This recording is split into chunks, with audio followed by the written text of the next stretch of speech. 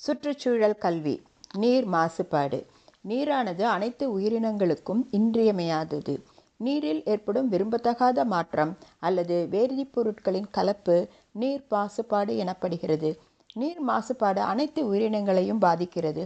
பொதுவாக நீர் மாசுபாடு வீட்டுக் கழிவுகள், தொழிற்சாலை கழிவுகள், பூச்சிக்கொல்லி உரங்கள், பாக்டீரியா மற்றும் வைரஸ், மிதவை பொருட்கள், பாதரசம் போன்ற கன உலோகங்கள், வெப்பம், வண்டல் மண், கதிரியக்க கழிவு, எண்ணெய் மற்றும் பிற மாசுக்கள் என வகைப்படுத்தப்படுகிறது. வீட்டிலிருந்து வரும் கழிவு நீரில் மனித கழிவுகள் மற்றும் நாம் வெளியேற்றும் தேவையற்ற பொருட்கள் கலந்திருக்கிறது. இதில் பாக்டீரியா மற்றும் வைரஸ்களும் காணப்படுகிறது, நோயை உண்டாக்குகிறது.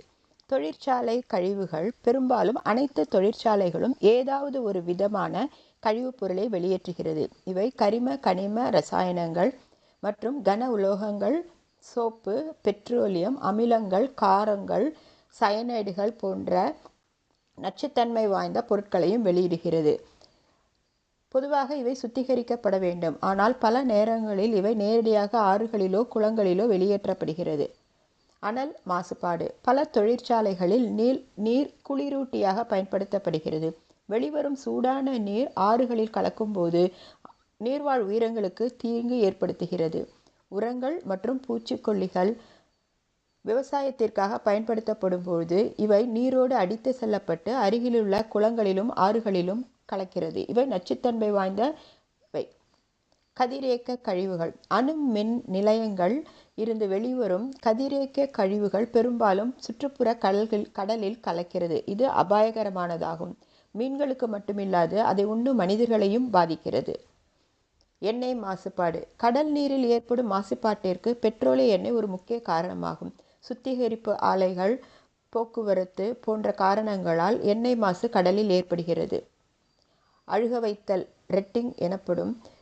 தேங்காய் மற்றும் பிற சணல் போன்ற நார்ப்பொருட்களை ஊற வைத்து அதிலிருந்து அழுக்குகள் வெளியேற்றப்படுகிறது. பெரும்பாலும் இதில் ஹைட்ரஜன் சல்ஃபைடு வாயு வெளியேறுகிறது. இது நீரை மாசுபடுத்துகிறது. கன உலோக நச்சினால் ஏற்படும் மின்னமேட்டா நோய், வயிற்றுப்போக்கு, வாந்தி போன்ற பல நோய்கள் நீர் மாசுபாட்டினால் ஏற்படுகிறது. நீர்நிலைகளில் வண்டல் படிவதால் அது மீன்களுக்கும் மற்றும் முதல்நிலை உற்பத்தி திறன் குறைகிறது. குறைவான ஆக்சிஜன் கிடைப்பதால் ஒளிச்சேர்க்கை குறைகிறது. ரெட் டைட் எனப்படும் சிவப்பு அலை ஆபத்தானது. கடல் நீரில் கழிவுநீர் கலக்கும்போது ஊட்டச்சத்து மிகுதியால் டைனோபிளாஜெல்லைட்டுகள் எனப்படும் ஆல்காக்கள் அபரிமிதமாக வளர்கின்றன. இவை நச்சுத்தன்மை கொண்ட பொருட்களை வெளியிடுகிறது. இதனால் கடல் நீரை சிவப்பாக காணப்படுகிறது. இது மற்ற கடல்வாழ் உயிரினங்களுக்கு இறப்பதற்கு காரணமாகிறது. வீரிய ஆக்சிஜன் தேவை. Biological oxygen demand. கழிவு நீரில் உள்ள ஊட்டச்சத்துக்களின் அளவை அதிகப்படுத்துகிறது. இது உயிர்கள் மற்றும் பாசிகளின் வளர்ச்சியை அதிகப்படுத்துகிறது. இதனால் நீரில் ஆக்சிஜன் அளவு குறைகிறது. பாசிகள் அழுகும்போது அவை சிதைவதற்காக மேலும் ஆக்சிஜனை எடுத்துக்கொள்கின்றன. இதனால் மேலும் ஆக்சிஜன் அளவு நீரில் வீழ்ச்சியடைகிறது. மற்ற மீன் போன்ற உயிரினங்களுக்கு மூச்சு திணறலை ஏற்படுத்துகிறது. உயிரிய ரசாயன ஆக்சிஜன் தேவை. COD chemical oxygen demand. உயிரிய ரசாயன ஆக்சிஜன் தேவை மீன்களுக்கு தேவையான ஆக்சிஜன் கிடைக்காமல் செய்கிறது. கழிவு நீரில் இருக்கும் அதிகப்படியான ஊட்டச்சத்து காரணமாக தாவரங்கள் செழித்து வளர்வதால் கிடைப்பதில்லை.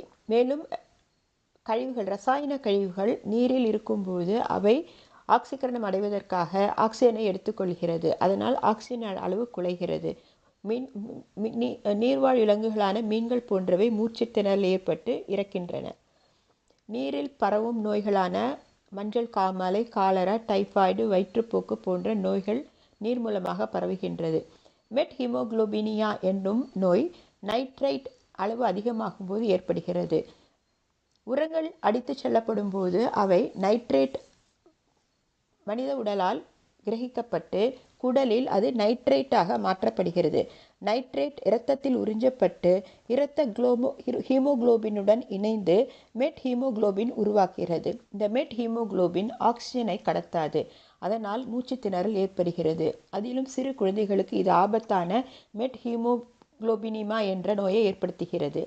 நீர் வினவேற்றம் யூட்ராஃபிகேஷன். வீட்டு கழிவுகளில் அதிகப்படியான உரங்களும் ஊட்டச்சத்துக்களுமான நைட்ரேட்டுகள், பாஸ்பேட்டுகள் அதிக அளவில் இருக்கும்போது, நன்னீரில் அவை கலக்கும்போது பச்சை பாசிகள் மற்றும் மிதவை தாவர உயிரினங்கள் செழிப்பாக வளர்கிறது. இந்த பாசிகள் அதிக அளவில் வளரும்போது நீரில் உள்ள ஆக்சிஜனை எடுத்துக்கொள்கிறது. மேலும் ஊட்டச்சத்து குறையும் போது இத்தகைய தாவரங்கள் இறந்து அழுகுகின்றன. அந்தவாறு அழுகும்போது மேலும் அதிக அளவு ஆக்சிஜனை எடுத்துக்கொள்கிறது.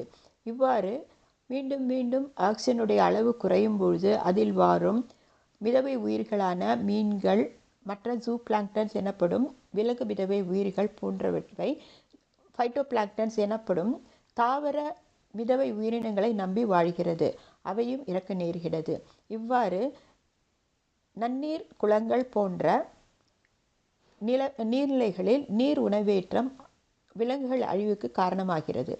இவை யூட்ராஃபிகேஷன் அல்லது நீர் உணவேற்றம் எனப்படுகிறது. நீர் மாசுபாட்டை கட்டுப்படுத்துதல். ஆறுகள், குளங்கள், நீர்த்தேக்கங்கள் போன்றவற்றில் கழிவுநீர் கலக்க விடக்கூடாது. கழிவு நீரை நேரடியாக தொட்டிகளில் சேகரித்து அப்புறப்படுத்த வேண்டும். அதை சுத்திகரிக்க வேண்டும். கழிவுநீர் கால்வாயில் மழைநீர் கலக்காமல் பார்த்து கொள்ள வேண்டும். பூச்சிக்கொல்லிகள் மற்றும் இரசாயன உரங்கள் குறைந்த அளவில் உபயோகித்து ஒருங்கிணைந்த பூச்சி மேலாண்மை கையாள்வதன் மூலம் நாம் செயற்கையான இரசாயன உரங்களை குறைக்க முடியும். மண் வளத்தை பெருக்குவதற்கு நைட்ரஜன் நிலைத்திருத்தும் பச்சை பாசிகளை பயன்படுத்த வேண்டும். நிலத்தின் அடிக்கப்படும் உரங்கள் அடித்து செல்லாதவாறு ஏற்பாடுகளை செய்ய வேண்டும். கழிவுநீர் அதை உருவாகும் இடத்திலேயே சுத்தப்படுத்த வேண்டும். கழிவுநீர் சுத்திகரிப்பு அல்லது மறுசுழற்சி அல்லது கழிவுகளை படிய வைக்கும் குளத்தில் செலுத்தப்பட வேண்டும். இவ்வாறு கழிவு நீர் அது உருவாகும் இடத்திலேயே மறுசுழற்சி செய்யப்படும் பொழுது அது ஆறுகளில், குளங்களில் கலப்பதை தடுக்க இயலும். குடிநீர் சரியான அளவில் குளோரினேற்றம் செய்யப்பட்டு பாதுகாப்பானதாக இருக்க வேண்டும்.